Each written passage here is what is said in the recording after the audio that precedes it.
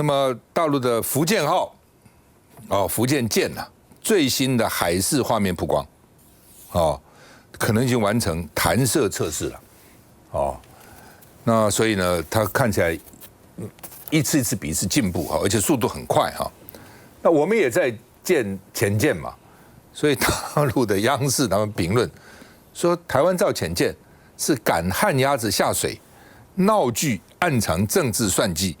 他说呢，这个下水，我们不是也下水了吗？它叫做政治下水那本来是预计明年下水，结果呢提前大半年，所以这叫做赶旱鸭子下水他认为这是为了一个政治的理由了好，那我们这个海鲲呢，那它蛮奇怪的海鲲早就完成了这个污测，在船坞上面的干污的测验那另外呢，它这个关闭了干污放水，实施净水压，然后呢要测验这个水线下的装备，然后呢通过这一关，然后呢才进行泊港测试泊港测试以后要进入这个浮航、潜航测试所以基本上它有一关一关一关的。那我们其实呢已经去泊港测试了。就照理讲，你前面都完了，干污什么进到港里面，港里面先测，再在海里面近海远海，就是一关一关来嘛。结果呢，又移回干污了，它已经在港里面又移回干污，那这是怎么回事呢？说是因为呢，部分的水线下的装备必须移回干污才能测试。那你早不测试，怎么到水里再拉上来呢？说目前测试以后呢，又出现新的问题，必须将装备拆下检视，所以看起来之前的那个测试是有问题的所以才这么一波三折搞来搞去，就想快。那现在呢，台船是说放心了，我们觉得潜得下浮得上了，大家担心它潜下去浮不上来，但我们潜得下浮得上。但这个潜舰不只是潜得下浮得上，它有很多的功能你不是只能潜下浮上，那有什么用呢？我们潜水夫也可以潜下水又浮上来那台船说呢，确定11月可以交船放心好了，我们虽然中间有这些问题可以交船。那陈永康是说呢，说他们这个测试要自备餐饮的，说舰上现在可能没厨房设备，没有伙食兵，上厕所都有问题，因为潜舰因为它很挤嘛，所以那个厕所你到时候万一弄不好，这个压力上来，整个喷的整个厕所都是很麻烦的。我们看一下。打开传感器，打开传感器。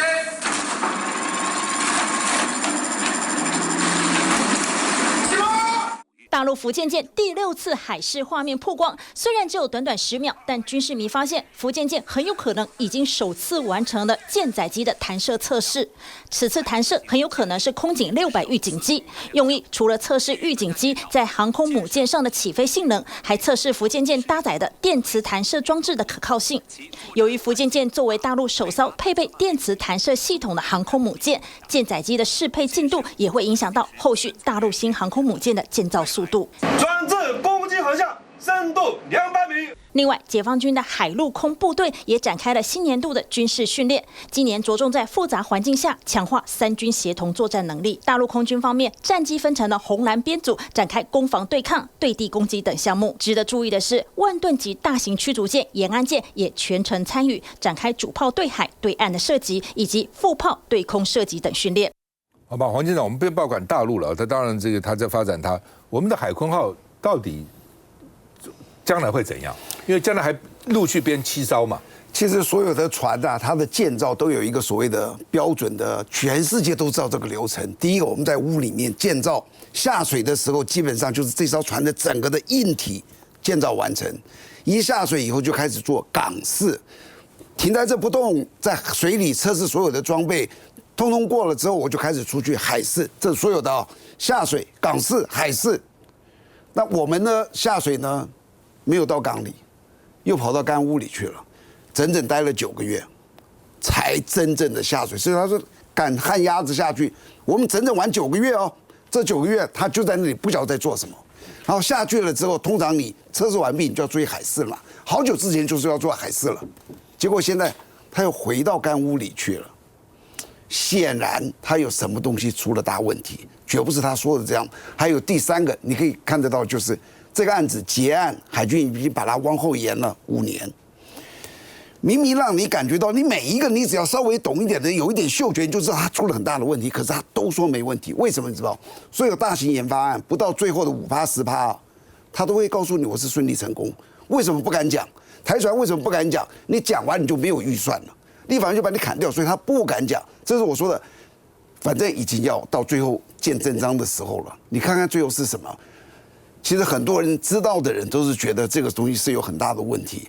那我现在我觉得很高兴，说陈永康现在进去了，他对海军是有一个非常大的一个叫做向往的。如果有一天陈永康说这个船造不下去，我就要告诉你，那真的可能是完蛋了，造不下去了。否则只要有一点解放，陈永康会坚持下去，因为他对海军的信仰是一个让我们觉得，但所有我们海军长官里面，他的信仰大概最强烈。丁正雄怎么看？对，现在我们的整个政治和社会的氛围啊，是不可以说自己不好，不可以说自己有问题。大家也担心，有些我们愿意讲实话的人，其实是基于爱护军队、爱护海军、爱护国家，所以才知道碰到问题不要吹牛啊！打仗建军的事情呢，不是靠打嘴炮，不是吹牛可以做的。可是我们现在也受到这些社会氛围的影响，变成我们只能私底下交换意见呢，不太敢在公众媒体上面去提醒我们的纳税义务人，说这个钱会怎么做。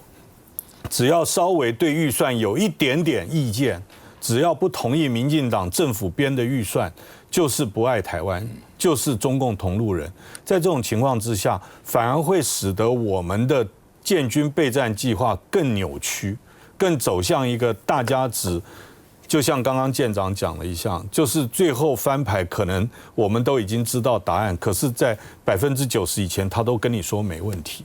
那到最后啊，真正前期的人都已经安全撤离了，不在了。后面收摊子的人呢，就要面对这些所有的民刑司法的这些问题。将军怎么看？我认为这个潜舰海鲲号不是潜上潜下，这个是战力的问题。你会浮会潜，那大家都没问题嘛，这可以。但是你多少战力？我认为是不是红区装备没有拿到，有蓝言之隐，不能说。变成这个状况，然后大家又只能报喜，你不能报忧，报忧不爱国，报忧你是红统，你为什么要这样呢？你是不是同路人？变成这个状况，就不愿意去真正面对问题。所以我们目前最大的问题，我们的行政组最大的问题就是不愿意面对问题，不愿意面对，不承认问题，那你就不要去没有能力去解决问题了。那问题是放在那边呢、反正啊，真正问题爆发的时候啊，人都不在了，种马换将，5日金兆。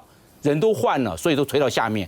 那所以我们变成我们整个建军一直迟滞了。忽然哪天我们一看，哎，我们怎么落后那么多？那后面的人去承担嘛，变成我们的责任感降低，大家都在做形式主义。军队最怕形式主义，因为打仗是真枪实弹呐，就火里来实里，这个死活是马上见真章的。那你现在没有这样的真正的去面对，那我们以逃避的心态。以一种问世的心态，我认为这最要不得，这已经走到形式主义是最可怕的，走到表面功夫，这是最可怕的事情。我们应该诚实务实的去面对，然后去解决，才能国军走真正的战力。就是说，我们都知道了哈，现在国造潜舰它的困难都知道哦，那也都希望它成功哦，但这个东西啊，还是就是说，1是1，2是2，要见真章了。你就假如说真的没问题，就告诉我们没问题，不能说这边讲没问题，你什么这个干屋又下了港又移到干屋，这很奇怪啊！这原因到底在什么地方啊？这很奇怪的。我们看英国造这个核子潜舰，哇，那个我看那个影片，那就是一关，非常细密，而且那些工人都是非常有经验的，几代在那边啊，那个镇上在做，那个镇上人就都在那个船公司，而且呢。甚至还要在训练那些电焊工啊，什么都很多特殊技术的，不是那么容易的哈。那所以我们在这么困难下能够造潜舰，当然希望它成功嘛。但是也不是说你就是阿狗阿猫来就会成功了，到底能不能成功啊？然后后面又编了7艘潜舰的这个预算2-3千亿啊，到底整个进度是怎么样？大家你光是会沉下去又会浮上来，这叫什么潜舰啊？潜水人也可以，我刚刚讲嘛，潜水夫都可以啊，那能够作战吗？那才最重要。休息一下再回来。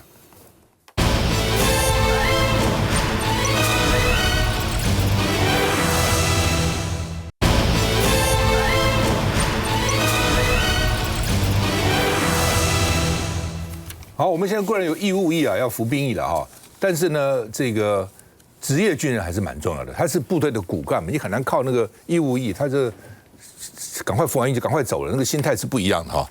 但是呢，志愿役只剩下15万了，哦，而且呢，战斗部队减少。你说那种后勤补给啊，什么支援部队，那个反正很轻松嘛，也没有什么生命危险。战斗部队还是主力啊，啊。那现在说大家赔钱要退役，退役的人数比以前的多4倍哈，那已经创7年来的新低。我们看原来呢，这个退役就是职业军人了啊，就是这个所谓自愿役的哈，我自愿去当军人的啊，原来1年退就不想干了401，现在到了1565啊，哦，那越来越多啊，而且这个原来就是军队的主力，他怎么会跑了呢？哦。那他从平常讲这些待遇什么，他原来也知道啊，哦，那为什么要走了呢？是不是跟局势有关呢？他觉得以前觉得可能不会打仗嘛，现在真的会打仗了，要上前线了，哦，是不是这个原因？不知道。赖士葆说呢，主要是因为赖清德以备战来避战，就是要打仗嘛。避战是我不会打，备战是我要打了，准备打了，你打我就跟你打回去啊，啊。那所以呢，怎么办呢？国军现在有3大面向。第一个呢，希望能够减少人力流失，这不是废话吗？第二个，提高留营意愿是一样的东西了。提升招募成效，就是新的，我们希望能够这个成效高一点哈。那另外呢，专家说哈，志愿役人数创新低，可能会影响到应有的作战能力哈。那另外呢，这个机枪也缺 ，T75 班用机枪呢，所以也不够。那军备局说呢，加班，保证今年4月以前呢可以交哦。那目前呢，这个产制的300挺。哦，那这个去年本来要这个获460挺，结果呢有400挺都还没交，职业军人不够，你该有的这个装备也不够，到底怎么回事？来，玉芳兄，先讲那个军人的问题哈，其实你说提早要这个赔钱，然后提早退伍，你说一般的这种兵也就算了，这军校正其身。他也有这个念头，军校正其身，坦白讲，人家陆官啊、海关啊这些，他们空关，这个都是军队的骨干呐、这些人未来大概都是这个所谓领导阶层，这都是他们这些人，啊，这些都当时当兵的意愿一定是最强烈的人嘛，因为他知道他念军校就要很长的时间，念完服役的时间又要比一般的志愿役的这种还要长很多嘛。啊！结果他有这么坚强的爱国心，然后对自己的前途那样子的做这样的一个决心，这样的一个规划，那他为什么这个退伍的申请退伍人数也那么多？你看，2020年有110个军校的毕业生申请提前退伍，到了2024年增加到234人。他那个要赔钱的哦。对哦，他不是说我知道要赔钱啊，他也不在乎。然后呢，2022年就增加了66%。2024年增加了34%，那这你说你政治领袖不需要去考虑，你这个军方的领导阶层你不需要考虑说什么原因会这样子。我认为第一个当然就是说你的这个待遇啦，啊，这个待遇精神层面啦，包括物质层面、薪水这些，啊，第二个就是你的领导统御的整个的风格，年轻人可不可以接受？现在年轻人因为大部分都是一胎化。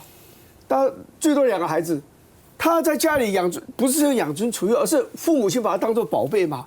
你到军队里面来，你如果管教合理得当也就算，如果不合理不得当的话，我觉得很难。还有一个，其实我讲这个，可能有些人会不见得同意我的看法。我告诉你，每一个人在军中都有他学习的榜样，那个榜样的形象不能破灭。你像很多的军人，他们觉得孙立人很棒，所以孙立人带出来兵，对孙立人为傲为荣啊。福联的部队也很多以福联为荣啊。我要讲一件事，就是说，你们这些领导阶层的这些将军们，你们自己的行事、你们的作风，你们要得到你们部下的尊敬。如果他们觉得说你根本就不是一个正统的，不仅能干，而且你还是跟政治连过来连过去的哦。我跟你讲，他们的幻想，他们的希望啦，他们就破灭。来，那个将军怎么看？我认为军队军人你要给他个社会地位，所以社会对他的尊敬、职业的尊重要这个样。如果对他们感觉到你军人就是好像就是二等公民，就是米虫，你知道谁要过来？你如果不过来，你一直放宽标准，素质降低，怎么打仗？你有这些兵，就变成我们讲的滥竽充数，变成这个状况，那会变成一个负面循环。那家长更不愿意把他的这个子弟送到那边去，为什么？会被污染的，他被影响到，会被欺负，都要打个电话，是不是要摸摸头，鼓励鼓励？为什么？他怕被欺负了，然后又不能讲。你如果敢讲，向上面反映，你会被报复，会被秋后算账，那怎么办呢？